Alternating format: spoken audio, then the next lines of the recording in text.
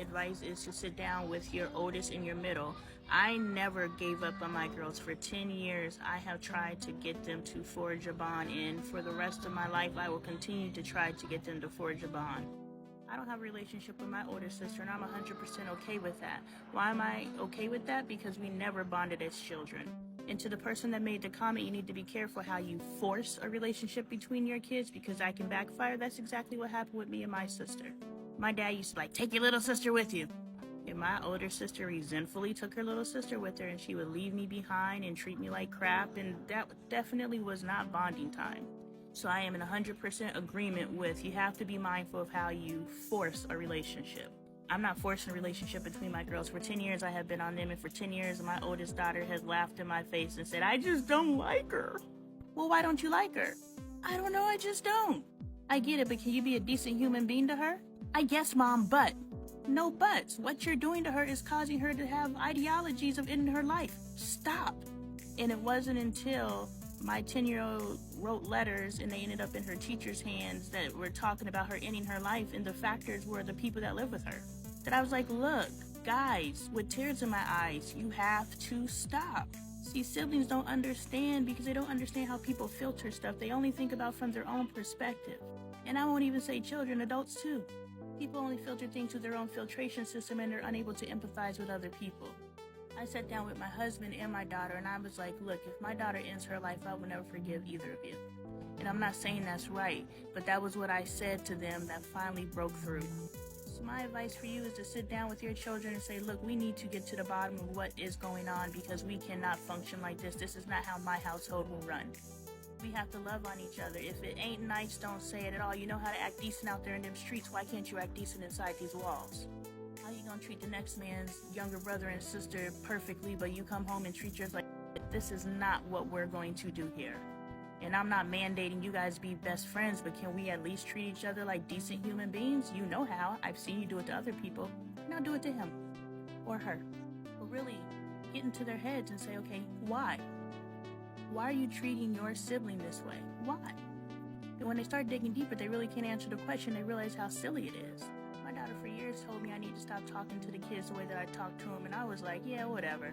But one day I listened to how they talk to each other, and I realized they learned that shit from me. We're all trained and we're all learned and we're all in a cycle, and we have to somehow get shocked out of that cycle. So sit them down individually and together, validate their feelings, but let them know the safe space that we hold is our home, and this needs to be a safe space. And if you have to have that conversation a million times, have it. Now I want to address this comment. And by my addressing this, I'm not judging this comment. I'm using this comment as an example, a tangible example that we can see. That way we can use this as a learning experience. I don't know this individual. This is all about the comment. And not even the whole comment, just the first 1, 2, 3, 4, 5 words. Let's talk judgment, y'all. To say that someone's comment is dumb or anyone's perspective is dumb is dumb. Relax, y'all, I'm just playing on words. See, we don't understand a person's perspective, so how can we say that their comment is dumb when we don't know where they're coming from? The original video, the person asked, if black men are deadbeat fathers, why do women keep seeking black men? That could be her truth. That could be her experience. We don't know, so why is it dumb? To assume her background is our background and then make a judgment from that space is dumb. So let's play a little game real quick. I'm about to give y'all what y'all love, an opportunity to judge. You ready? I didn't start using a washcloth to wash my body until my 30s. How many of you guys are judging me right now? Next level, because you know there's levels to this shit, right? I don't have a memory of someone teaching me how to wash my body until I was 6 years old. That means from birth till 5 or birth till 6. All the people who washed my body when I was washed either just did it and didn't transfer knowledge, or I didn't get washed at all. How many of you guys are still judging me? All right, last level. This is the Koopa Troopa Rescue the Princess level. Y'all ready? The person who taught me to wash my body when I was 6 years old was my white stepmother. How many of you guys are judging me right now? And how many of you guys are saying, oh, I get it?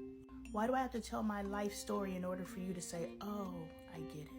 Why do I have to tell my life story in order for you not to judge me?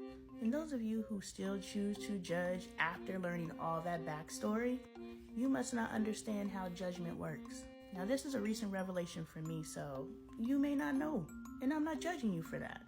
When you choose to judge, you're actually unplugging yourself from source. Your judgment does nothing to me, period, point blank, zero. Zero! Okay, Chris Breezy? Your judgment does zero to me, but it does everything to you, because in order for you to maintain the vibration necessary to attract the things into your life that you want to attract into your life, you must maintain a positive and high vibration. The good book says, thou shalt not judge. So if source is telling us exactly what to do and we're doing the complete opposite, we are disconnecting ourselves from source. So all the good things that you want in your life, you disconnect, you unplug every time you choose to judge. And that's just the simplest thing that you're doing in your day-to-day life that is disconnecting you from your hopes and your dreams. Does nothing for me in my absence of washcloth until my 30s. So Dre and I were listening to the Linkin Park Jay-Z Encore Numb mashup yesterday. Rest in peace, Chester. That one still hurts.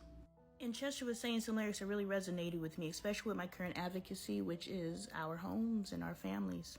How we raise our families and how we interact with our spouses are a direct result of the world that we see outside. If our homes are chaotic, our world is chaotic. If we change our homes, we change our world.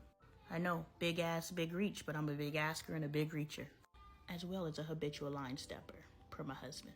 The lyrics that Chester says is, I'm becoming this, all I want to do is be more like me and be less like you, and I know. My bad. The song is pretty much saying I have become numb to who I am because you are forcing me to be who you want me to be. And I think that's a lot of what friction we have from parent to child and child to parent, and even some cases spouses. Like, if we could truly have a come to Jesus moment, how many conversations or arguments or whatever are had in our home, direct result of us trying to force our children into a box? You're not moving the way I want you to move, and now we have a problem. You're not speaking the way that I want you to speak, so now we have a problem. You're not sexually orienting the way that I want you to sexually orientate, therefore we have a problem. You're not wearing the clothes that I want you to wear. You're not wearing your hair the way I want you to wear. You're not doing what I want you to do. Therefore, we have a problem. And now we are numbing our children out. They cannot be individuals at all. So the breaking of the spirit into individuality starts right at home. They eat what we want them to eat. They speak the way that we want them to speak. They go to the schools that we want them to school. They participate in the activities that we want them to participate in. We are creating little mini us's, and as miserable as we are, we think this is the way we're supposed to do it. We are freaking miserable as adults, yet we transfer that same BS to our kids. The same BS that was done to us, and we're like, this is ineffective.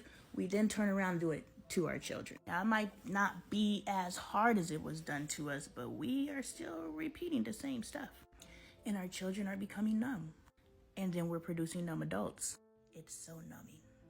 And then we get on our children because we're like, why aren't you an independent thinker? Why aren't you an individual? Why are you following the crowd? Because we taught them to be followers. We literally beat them with our words and sometimes physically because they wanted to be individuals, but we were like, no, you be like me. You be what I want you to be, with love. And that gets into the toxicity of it all. The person who loves you the most is your biggest tormentor. But that's a whole nother video because I'm up to 3 minutes, y'all.